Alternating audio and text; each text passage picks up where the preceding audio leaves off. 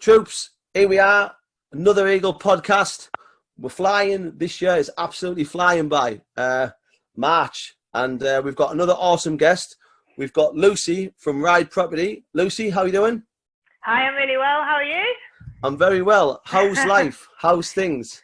Life is good. Firstly, thank you for having me on your show. It's an honour and a privilege. So thank you very much for asking me. But yeah, life's really good. It's busy, it's hectic. It's just how I like it. Well, look, I saw you tagged in a post of a friend of mine. We'll just do the name drop straight away, Mr. Paul Million. Yeah.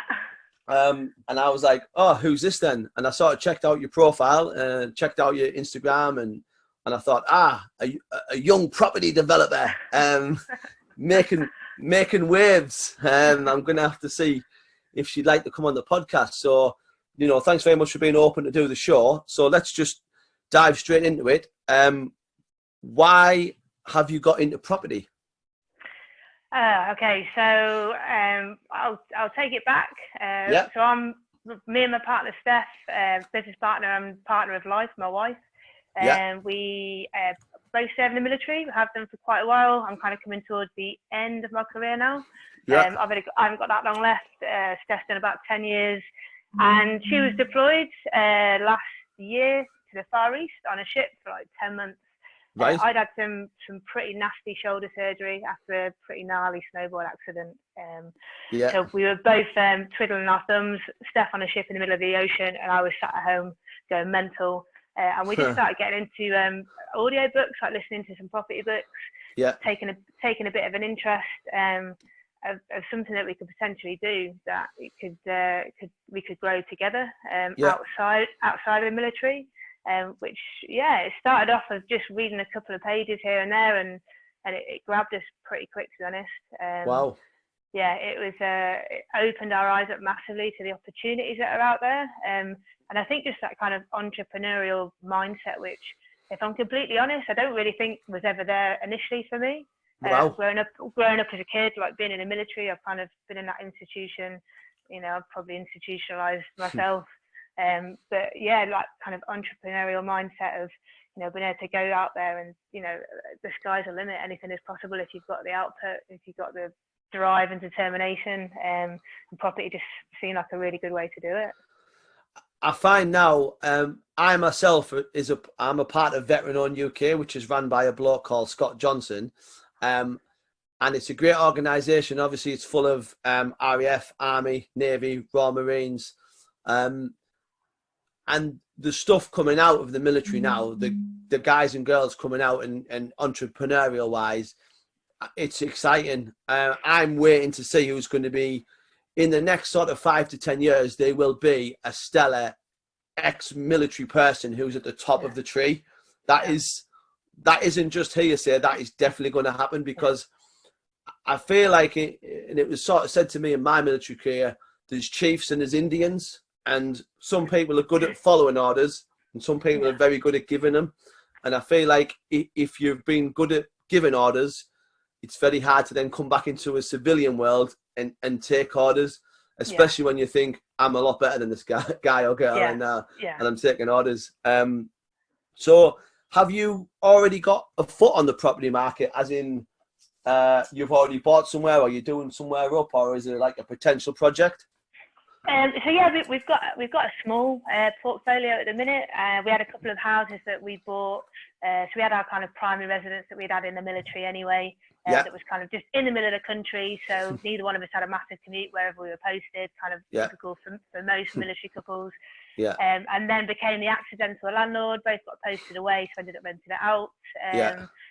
And then from there, with a bit of education in the background, thought actually this is something that we can capitalise on here for lots of different reasons. So we've got a house up in Bicester in the middle of the country, and then since we both moved down to Plymouth, we started just kind of building a portfolio really. So we've got a couple of just single buy-to-lets, which are really quite easy to run, low hassle, low maintenance, and then we just started looking into more creative strategies. Of how you can use property to, you don't necessarily need loads of cash own property or to certainly control it to get cash flow to go forward and buy more and scale up like lots quicker than you would the more traditional way, I guess. Oh, okay. That's sort of interesting. And would you say that's a way a lot of people are going in the forces community? Like, did he see property as this sort of, that's the way I'm going to go sort of strategy, or is it? Do you find you and your partner are the only ones doing it who you know? No, there's loads of people in the military doing it, and I think because it's something that you can build on in the background. So Yeah. I think as long as you've got like an hour or two, a day to be able to put towards your property business along the backside of your normal 8 to 5, 8 to 6 job. Yeah. There's no reason why you can't build a portfolio as long as you've got the right education behind you, as long as you've got the right people around you supporting the network, and just the discipline of showing up every day, I guess. Just like I said, an hour, 2 hours tops a day is all you need in the background to create something pretty special. And do you have an ideal sort of tenant, or in a Bicester, I take it must be something to do? Are you renting to like the MOD or a military family? Because obviously Bicester is a heavily MOD sort of area, or what's your ideal candidate? So I mean, in Bicester, that's just a family home. So we just got a family living there, so they're really happy. But the house is in a really good area. It's opposite the outlet centre in Bicester, for those that know it. So in terms of long-term rental, there's never going to be any issue renting that out. So that's just kind of taking care of itself. It's gaining capital, all the time, just because it's in a pretty nice area. And we don't need to worry about that one. So in terms of the house in Bicester, that's kind of, again, we bought the right house. It's in a good rental area, and it's just looking after itself, really. It pays the bills. Yeah. So I mean, obviously, with you and your partner being in the Navy, has there ever sort of been an issue where you've both been aware and there's been an issue with the house and you can't get the answer to the tenant? And how do you manage that? How's the time management taken care of? I mean, I think the places that we've got in Plymouth, so that's kind of where we're really building our business now, down in Devon. So that's where we've got a couple of properties now on the go. But something that we pride ourselves in is this kind of, I don't know, having that like community feel with our tenants when they move into our houses. The WhatsApp group. So there's always one of us available to square away any issues. We tried to cut out like the middleman or woman of the letting agent, and we kind of do it ourselves. We manage that ourselves. And again, like anything, we can outsource things if it gets too much. We've got a really good team around us, handymen, builders, reactive maintenance, stuff like that. And I think, with property, that's definitely one of the main things, is just getting a team around you of, experts really in fields that you don't necessarily know, everything about, which we certainly don't. On that, your network is your net worth. So have you both branched out into the civilian sector to network and really build a great civilian network of contractors? Massively, huge. So we're a part of a couple of property groups on Facebook. I'd say the one where we're really starting to build the network from is Blue Oak. There's a Blue Oak property community, which is on Facebook. There's loads of military people in there. There's loads of civilians in there. A spectrum of experience across the property sector. And the amount of expertise that we've been able to tap into just through that group has been unreal. And then even bringing in people from the southwest where we are, just meeting builders, accountants, solicitors that specialise in like creative deals, architects. I was on the phone to an architect today talking about a development project, but again, just through a network meeting. He's looking at some floor plans for me, and he's seeing what he can do, and it's just invaluable, really, just having that. Especially when you're starting out, because we're by no means, experienced. We're within the first year of our kind of property, journey, if you like. So we take all the help we can, and I just think, you surround yourself with positive people and motivated, driven. You're going to go places. Eagles fly with eagles, Lucy. That's the truth, and that's how it works. do you make time to go to networking events and sort of any sort of networking event that's on, or is it, will you go to any sort of event, or is it always got to be sort of property motivated?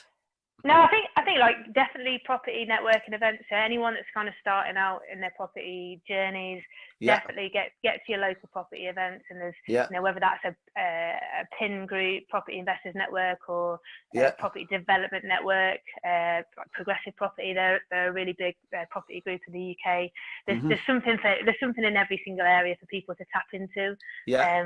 But I would say definitely not always focus on the property stuff, like just business networking events where you're kind of the only one in property in the room, and then all of a sudden, you know, you become that expert. If you're looking for investors, you're looking for people to engage with you that have got maybe a bit of money that they want to invest. If you're at a business networking meeting and you're the only one in property in that room, and then you've got something to stand up and say, then it's going to put you in a much better position.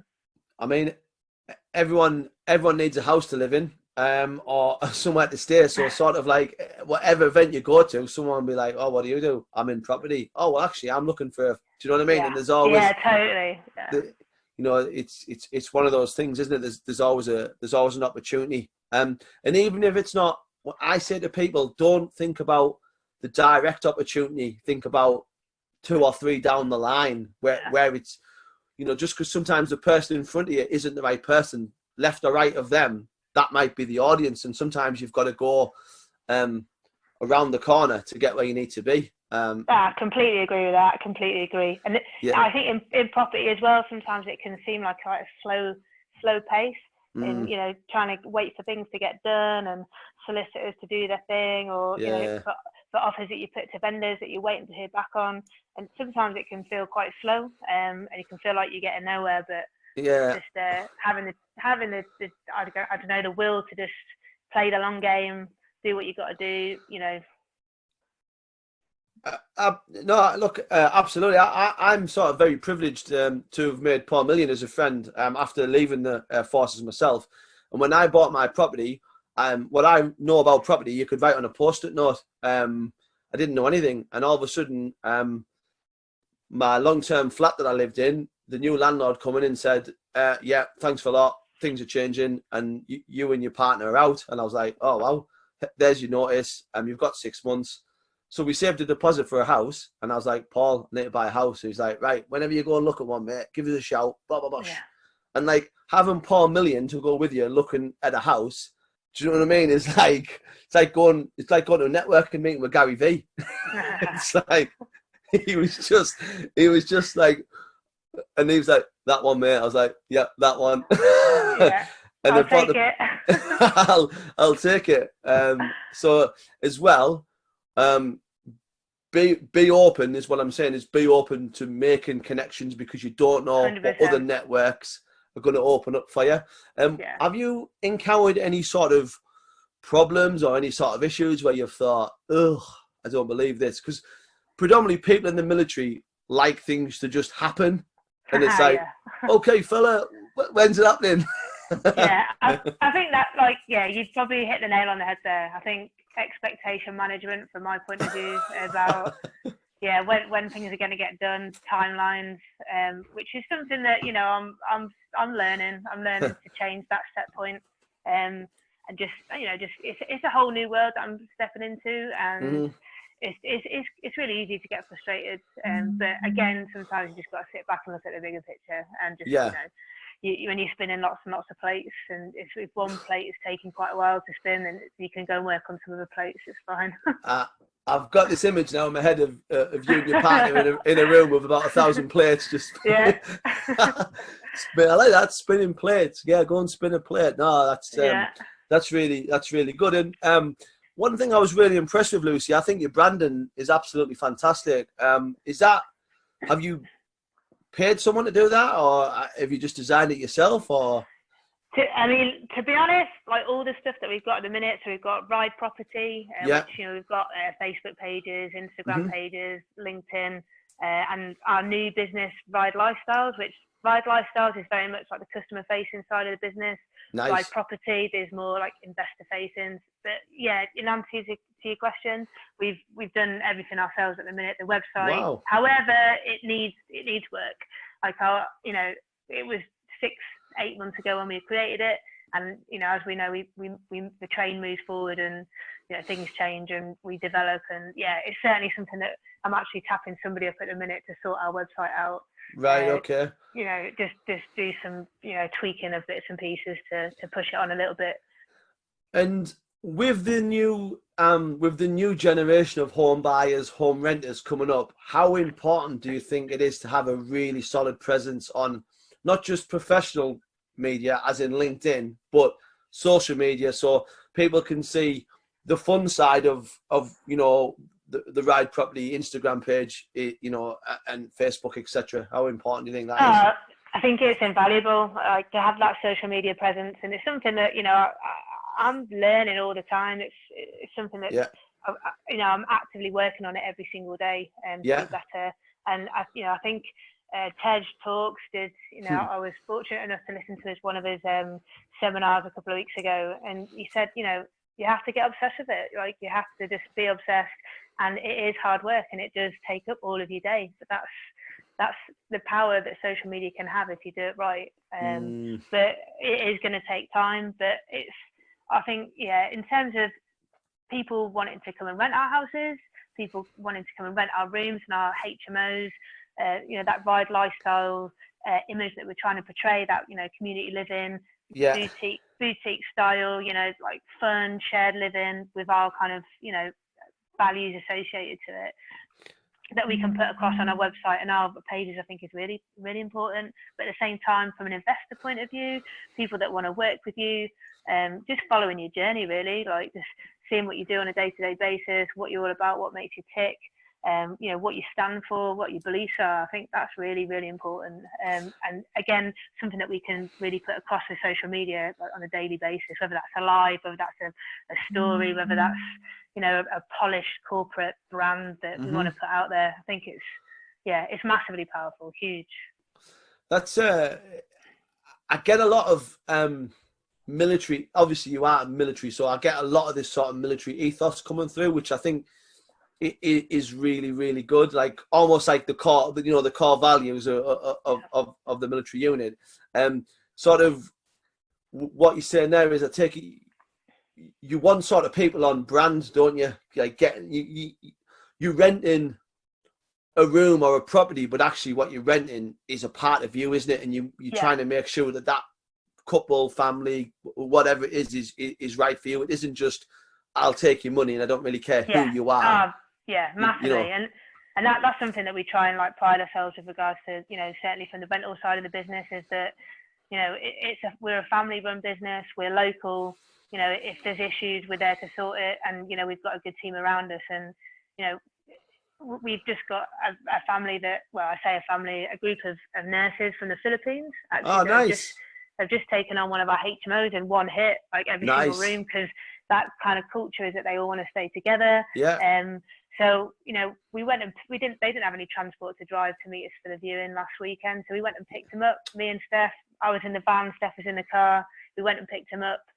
We took them to the house, and even like giving them, they didn't quite have the budget, so we've given them a massive discount, but they're going to stay there together. They're going to be there long term. They're going to look after the property, and we just think it's a win-win situation for everybody. Like we don't need to get every single pound out of everybody. That's not what we're about. In terms of the rental side of things, certainly. I think what you just said there is absolutely invaluable, and what anyone listening to this podcast who's in business or think about going into business, they need to think about the human element before the business element, because what you've done there by going and picking them up is you've put a human element on the project, and you've already showed to them that you're good people. So therefore, it's not just like, it's not my problem. Sound, see you later. Because then they're thinking, oh, great. Do you know what I mean? And then I think they're more likely to treat things with respect if you feel like you've got an attachment to someone, or I think that's a real great thing what you've done there. You that's what I like to call adding value, isn't it? That's making it making it personal for them. And like you said, it's not what happened this time, but down the line, they all go back and say, oh yeah, Lucy's place, fantastic, brilliant people. And then the NHS say, well, do you know who we're using from now on? Bosch. And that's how it goes. People buy from people who they like. That's how it is. You need a good brand and you need a good product. But if you're the worst human being in the world, it doesn't matter. It doesn't matter what you're selling, because people will just stay away from you. And I think the message that you put out there is sometimes is more important than, just give me your money and I don't really care where you go or what you do, but don't smash my house up. Sort of, I feel landlords, broad spectrum. There's a lot of programs on the TV which paint landlords in this terrible light. And because obviously we know Paul and a few of his like mates and that, and we've been on sort of networking events sort of together, and I sort of hear these stories and I think, do you know what? It's not an easy game, is it? No. Is that something that you've had already, or something that you read down the line, or have you already come up with like an action plan of how you will deal with this eventually? We're all going to have a bad customer or a bad moment where it's not going right and things have to get a little bit sort of, the old Brecon point. I mean, to be honest, like, so far we haven't thankfully had any really bad experiences of tenants, and we've only actually had really good experiences. And again, I don't know if that's a bit of, two-way because of how we run our business, and we try and have that like personable, element to it, which I think is really important. But yeah, I mean, I'm sure that there will be a time when that will come, and we'll have to deal with it. But again, our core values will deal with it, in an ethical way, and that's just how we run things. And we're fair people, But I would like to think that we're pretty hot on like who we put in our properties in terms of like due diligence and making sure that we're putting the right people in, which I think is going to save you like hassle down the line. And if it takes us a little bit longer to fill a room or to fill a particular property, but we've put the right people in there. And even if it's, like these nurses recently, we're not getting anywhere near as much as we could have got for those rooms, but we knew straight away that these are a good group of people. They want to stay together. They're going to look after the property. They're going to probably be here long term. Like it's win-win for everybody. And that's, I think in terms of bad tenants, I think if you put the effort in at the front end, hopefully that won't happen. However, life is life, and I'm sure it will. And it's I hear what you're saying with regard to landlords getting a bad rap, and they and it's just unfortunate that you have the odd bad one. It just tars everyone with the same brush. And I think that's just life. Unfortunately, that's media and that's life. Well, and you just have to make sure that you're not one of the bad ones. It's that classic saying, isn't it? Act in haste, repent at leisure. And it's true. And good news doesn't sell papers. So whenever there's a bad news story, landlord does this, blah blah blah. That's that's what they gravitate to, and that's the headline. There's Channel 5 have never done great landlords that go the extra mile. That show's never getting made. And that's that's unfortunate where we are, I think, as a society, because more people need to hear more positive messages than this constant, this constant doom and gloom scenario all the time, because it's just no good sort of moving forward. We sort of touched on your military career a bit, but we'll go into depth now. Royal Navy, how's it treat you? Where have you been? How many torpedoes have you fired? I've had quite a varied career, actually. I've done loads of different jobs. I think I'm just kept getting bored and wanted to move on to something else, I think. But no, I mean, in the same breath, I think the military gives you the opportunity to do that, which is pretty cool. So I mean, I joined I was 15 when I joined on, signed on the dotted line, walked through the gates of Raleigh, which is the kind of phase 1 training establishment for the Navy. Walked through the gates at 16. And then, 19 years later, still going strong. Been all over really. Been pretty much everywhere. Spent a lot of time in the Gulf.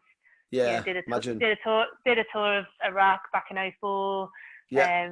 So kind of had that experience, which taught me a lot about myself, taught me a lot about, my oppos, my shipmates, my friends around me, that kind of, military family that I've absolutely grown to love over the years.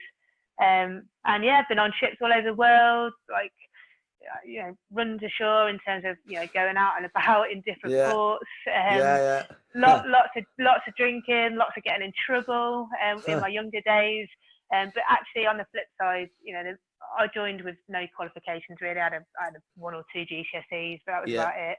And since being in the military, it allowed me to get a first class honours degree, which I did. I became a PTI in the Navy, so I did all that stuff, and then I did rehab and worked at Headley Court for a couple of years, and used to look after people with traumatic brain injuries and stuff, and people that had strokes, and like really rewarding job. And then commissioned across, became an officer, which I got a lot of stick for, coming across from the ranks, but it was something that at the time was just the next step really in my career, which kind of progressed me on. And again, I kind of just put that down to the people around me, just giving me that confidence and self-belief that, what's next, Luce? Come on, you've got this. Anything is possible. So, I've had a really varied career. It's been an awesome one, but it kind of gets to the point where, coming up to almost 20 years, I'm ready for something else. And actually, I was a little bit worried about leaving the military because, you kind of do become institutionalized. You've got your family around you, your big military family, and you worry that when you leave, you're going to lose that. But actually, and it probably sounds a bit Chad, a bit cliche, but actually, class word.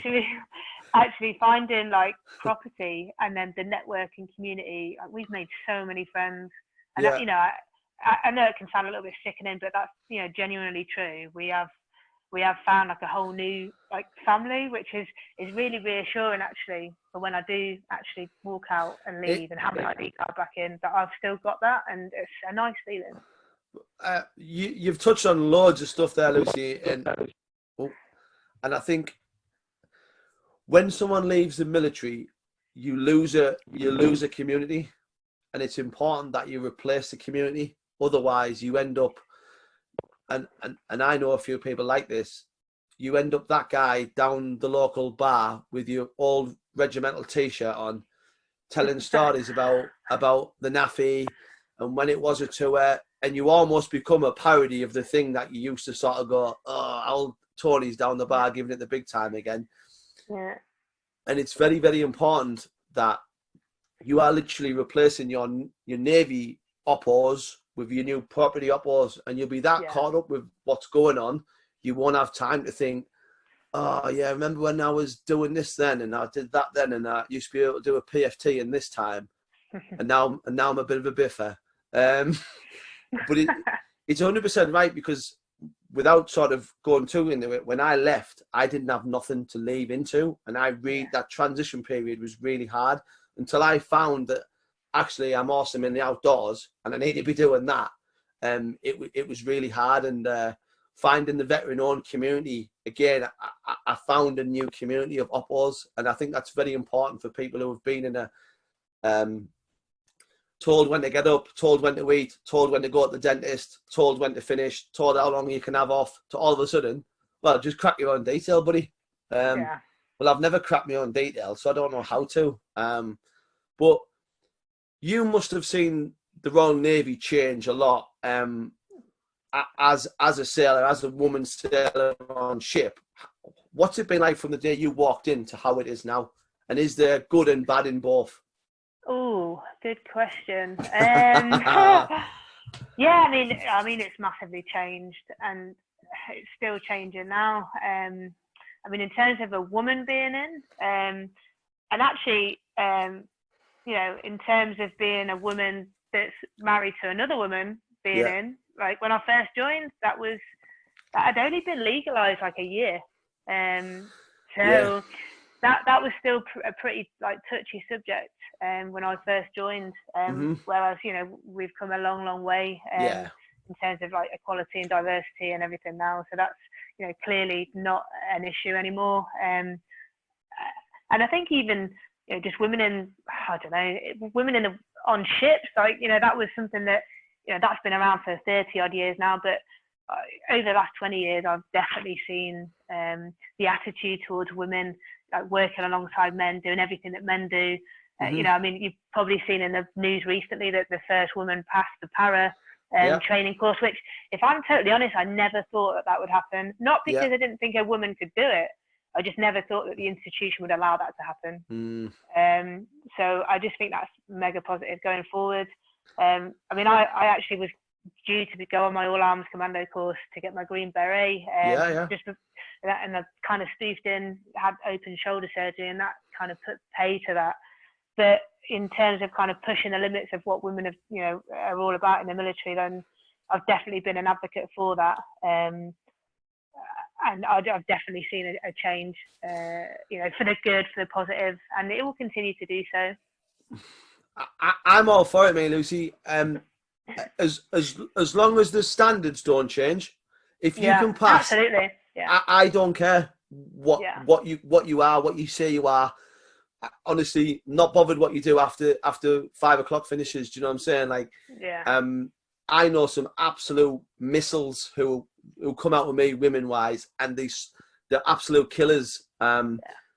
Me and my partner, we're training this year for a 62-mile fell race, and she's going to absolutely monster it. And I feel sorry for a lot of people who are going to underestimate her, because she's an absolute killer. And it's great, the first female, I wish I could remember her name, Captain at... Yeah, I can't remember either. It's on the tip of my tongue, but I definitely smiled when I saw it on the news flash. It was proper moment, that. I don't think anyone's passed SB or SES yet, but it won't be too far off. No. It's coming. It's definitely coming, and I can't see the Special Forces community saying, "Oh well, we'll give women an extra 5 minutes." There'll be none of that. It'll be like quality line. That's it. Yeah, this is the line. You either get across, or it's a stand up, sit down, fail. And I think it's great. And all you have to do is you have to look at some women, Jasmine Paris, Nikki Spinks. Some of these women in these elite running fields are absolutely trouncing male athletes in long distance ultra events, because actually women are really good long distance runners, because bone density, muscle density, cardio wise, they're just better. And I see that. I do a lot of long distance hikes, and big muscly guys struggle. And it's great. Sort of, where does the word "wren" come from? I've always wondered this. Is that a term for a female sailor on a ship? Wren, is that right? What does that? Is it something dodgy? I don't know anything about it. Is that what it's always been? Wren. Wren. Women in. Oh God, you know what? I can't even remember what. Women in. Oh right, okay. Yeah, it's that's really bad. I can't remember that now. It's all right. I wasn't trying to catch you out. I just heard it. I remember on Herrick. Herrick. One of the Herricks I was on, I think it was Herrick 8. We were that short of manpower that two Matlows got put with us, and these lads hadn't even like really been in the field before. Like, they'd served on ship and stuff, but to be thrown in the middle of the desert, they were like, just like, what's going on? It was class. They were great lads though. What advice would you give to someone who was thinking about joining now? Like, where is the modern Navy at? The modern Navy. So the modern Navy. So there's going to be a lot of trips out to the Far East, I would say. Yeah. With the way that the world's going. But in terms of the Navy is definitely kind of pushing the boundaries at the minute. They are certainly restructuring things and becoming, I'd say, more streamlined in what they deliver. Certainly, and I think that just goes across the board in terms of you know, costs, manpower, actually how many ships we've got now, what we're actually sending out across the world. Yeah. And, you know, in terms of skill sets and upskilling people, it's certainly something that the Navy are very much kind of focusing on. You know, rather than just having like trades, single trades for each people, Yeah. it's upskilling the workforce to be able to do lots of different trades. So yeah, I would say, you know, if somebody's thinking about joining up now, there's still loads of opportunities to travel the world. You know, with your mates, with your oppos, go and see it, go and enjoy it, and get some really good qualifications out of it as well. Education is a massive thing, and then military across the board, like opportunities there. Just to, you know, I joined with barely any qualifications at all, really, and the opportunities were there for me to do it. Pretty much all paid for in work time. So yeah, if you want to come in and you know, I don't know, take advantage of what's on offer, then I would say the military is still a really, really good place to be. I think it's a great platform for someone who's looking to springboard themselves into almost better things. It does give you that. It takes a lot, but it also gives a lot, doesn't it? And I know a few people who sort of say to me, "Oh, I'm thinking about a job in the army." I'm like, the army's not a job; it's a lifestyle. It's a lifestyle, massively. Yeah, I mean, it's massively. It's not just a job; it's your whole life. Yeah. It's not just an 8 till 5. It's everything. Though we try to be. No, brilliant. Thanks for that insight into the Navy. It's not really, no one from sort of where I'm from ever joined the Navy, really. Everyone joined the Army or the Marines. Yeah. So I've never really had anyone to talk to, apart from when I met Paul, and then he talked about all of his adventures on the Navy. But you know, it's good stuff. In your sort of property portfolio, who's been your mentors? Have you got like a mentoring group or anything like that? Yeah, definitely. So at the minute, well, I'd say, yeah, definitely right now and for the foreseeable future, we've got a couple of mentors. I think I touched on them earlier on, but yeah. Rich Liddell, Andy Thomas, and Paul Smith, who are part of the Blue Oak community. Right. So they're very much our kind of mentors for the next 12 months. Right. And you know, what they don't know between them is you know is not a lot, really. They've all got. Sorry, I'm just wondering how you got involved with them. Like, how did they find you? Did you find them, and you found them? Do they run this group? Are they sort of the head cheeses in the group? Yeah, so I think they've all. Well, Rich certainly has been around for a long time within like the property training setup, and kind of built his own business with his business partner Paul Smith and Andy Thomas. And yeah, they're just creating a really good environment for property investors, whether you're just starting out, whether you've got multi-million-pound portfolios, whether you are in that spectrum. They're just providing a really good place, a safe place for people to, shoot ideas with each other, to get, support if they need it, that accountability, and that knowledge base, which, it's a good group. It's a really, really good group. I would definitely recommend people, if they're looking to start out in property, join that group. Because there's a lot of free content on there. There's a lot of really good value to be had. Yeah. You said my favourite word there, accountability. A word which I feel like is strongly missing in society. I think schools should teach accountability training. Yeah. Just accept everything's your fault. Every win's your win and every loss is your loss. And the world is a lot easier place. And stop trying to blame others for things that are not in your control. We're flying through this, Lucy. So what we're going to do is, because I like to leave a little bit of time for this because it can be thought-provoking, and I don't want to rush your answers. So we're going to move on to the 5 whats. Okay. The first one. What's can I stop you there? Yeah. You can answer the Ren question, aren't you? I am. Women's Royal Navy Service. Right, okay. The Women's Royal Naval Service. Yeah. Brilliant. Just come back to me. It was irritating me. Hey, no, sometimes when you're on these I've never lived that down. Yeah. That's fair enough. So we got that sorted, troops. Sometimes you don't have to give the answer straight away. You can think on it and then give it later on. Clear loud as an order with pauses. Get the acronyms in. So the first one, what's the greatest advice you've been given? The greatest advice that I've been given, get passionate. Wow. Get passionate about what you're going to do.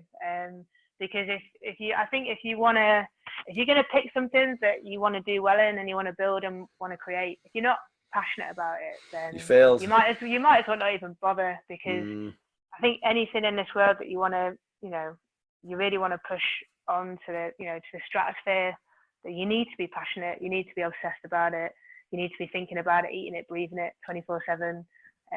So like in property, if it doesn't float your boat and it doesn't get you excited, then I just wouldn't even bother, because like anything, it's going to take your world up. It's going to take everything. And if you're not passionate about it, it just becomes another job. It just becomes another job that you don't enjoy doing. And if you don't enjoy doing something, then you're not going to make something a success.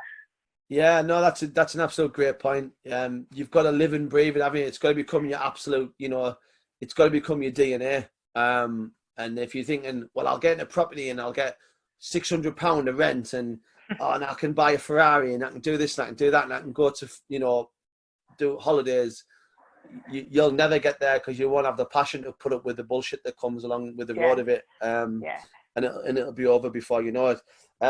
Now, this is either as a business or as an individual. What's on your bucket list? It's got to be Everest. Oh, really? Yeah. Right.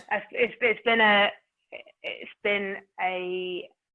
absolute bucket list one for me for a long time. I know a guy. Long time. It's one of those. It would be the absolute ultimate, but it's almost like I know, like I've been obsessed with Everest for a long time, and I don't think there's anything that I've not watched on it. And the danger of it, is very, very real. And I almost sometimes question whether or not I would make the right decision if it came to it, which I think is why I've not kind of actively pursued it yet. Interesting. And yeah, it's that would without a doubt be the absolute number one to do that, the number one achievement. And if you know a guy, maybe we should. Yeah, I do. I know someone who offers trips out there, and I'm not here to ditch on people, but when people tell me they're going to base camp, I just think, well, you're going like, don't go halfway, go all the way. Go all the way. Do you know what I mean? Like, yeah, we've come to get wet, so let's get soaking. Yeah. Do you know what I mean? Let's go all the way in. So this is always a interesting / hard question. What's been your toughest day? Well, I'd say recently. I don't know how far to go into it. So we had a pretty nasty experience actually over Christmas. Right. Which was a lady. We walked into a pub, and a lady was on the floor. Oh wow. She'd had a heart attack, and me and Steph just so happened to walk in, as that happened. Yeah. So started CPR for about 20 minutes while we waited for the air ambulance to turn up. Mm-hmm. And I'm not going to go into massive details. Yeah, to be honest, I didn't have any notes here. I didn't really know what questions were coming, but so I'm just kind of speaking from the heart. But out of respect, I won't go into too much detail. But I don't think much prepares you for like a real life situation when you're pumping someone's chest, and their families kind of stood there watching on for 20 minutes. And actually, it really affected me. Yeah. And that was not that long ago. That's why it's come straight into my head. Yeah. That's tough. That was a real tough one to kind of to get over, to be honest. So my toughest day, I would say, was probably that day. Just seeing a life kind of, just drift away like that. And she was not that old. She was late 50s, early 60s. It was Christmas. Christmas carols were playing in the background. It was like, it's pretty much as horrible as it could have got, to be honest. But yeah, I did a lot of mindset stuff after that to try and kind of cope with it, because it did knock me for six. And yeah, I think when you're not expecting something like that and you're walking in for your Christmas dinner into a pub, and you're confronted with that, it was yeah, I would say that's probably definitely my toughest day. Yeah, that's hard. You're going out for a meal or an occasion, and your mind is focused on a good time, and then to be confronted by something like that, and it completely throws the switch. It's, you know, I can imagine. So, thanks for sharing that with us, because that's hard. Fourth one, what's been your happiest day?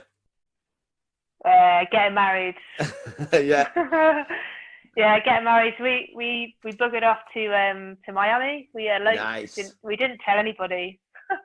So yeah, we went. It was about 4 years ago now. We just buggered off. Got like chartered a yacht, and just went to a little island.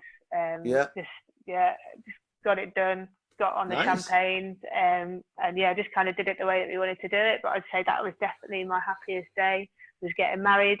Yeah, absolutely. Brilliant. Miami. What's Miami like as a place? I've visited it briefly, but crazy. Yeah, it's class. It's really good. Yeah, we did like a couple of weeks in Miami, got married, and then went up to Florida. Nice. Like did a bit of a road trip all the way up, like Fort Lauderdale, and all the spots on the way up. And did a batch. It was class. It was the best time ever. Yeah, and we need to go back there. Actually, we need to do like West Coast. That's next on the agenda. We like traveling a lot. Traveling's good, man. Opens the mind. Opens opportunity as well. Definitely. So that'll bring us on nicely, actually. So, what's next as an individual or as a couple, and what's next as a business? I'd say as an individual, the next chapter in terms of closing the door on the military career, even though it's one that's made me the person I am today, and it'll never really leave me. But I think in the short to medium term, that's the next thing for me. For me and Steph is a business. It's getting good at what we do.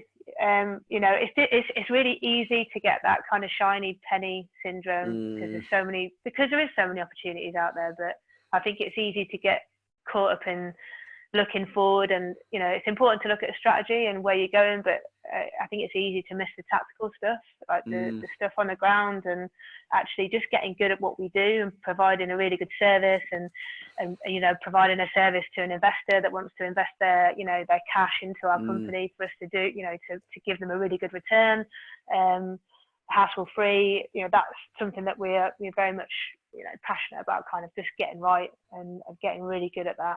Awesome. Lucy, that's fantastic. We've flown through the time. Personally, I just want to thank you very much for coming on the show. I think your story and what you've achieved is amazing, and I'm going to follow your journey, and no doubt our paths will cross in the real world, and we'll get to have a wet and talk about all things ships and armies and all that sort of good crack down the line. And where can people find you? And how can people get in contact with you? And have you got anything coming up that you want to sort of share? So, I mean, in terms of like the social media profiles, our main business page is Ride Property, and so that can be found on Facebook, Instagram, and we've also got Ride Lifestyles as well, which can be found on Facebook and Instagram. Yeah, I'm Lucy Ingram, so connect with me on any other platforms. Love to connect. LinkedIn as well. And my wife, Steph, business partner, best buddy, is also on all the platforms as well. So come and connect, come and say hi. If we can help with any like property related problems that you might have, always happy to just have a phone call, have a Skype call. Awesome. Just to try and help where we can, because we know what it was like starting out, and it can be quite overwhelming, it can be quite daunting. And if we don't know something, we've certainly got a network of legends around us that do. But that's it really. That's where we're at. Awesome. Ladies and gentlemen, that's been Lucy from Ride Property. One thing that I've took away from this is, and she's right what she says, you've got to love what you do. It's got to be more than a job. you've got to be in it more than just for the pound coins. You've got to be in for the passion, and that's where the real growth will come from. So thanks very much to Lucy for giving up a time. On the next Eagle podcast, we've got a former bootneck who's going to talk about all things coffee and wets and runs ashore and all them good words that a lot of us don't understand, who's got a fantastic company, Greenbrier Coffee Company. I drink it when I'm in the hills, and it keeps me sorted. It keeps me cracking on. So that's the next Eagle podcast. Lucy, thanks very much for your time. It's been great chatting to you. Thanks very much. Bye-bye. Yes. Bye. Bye.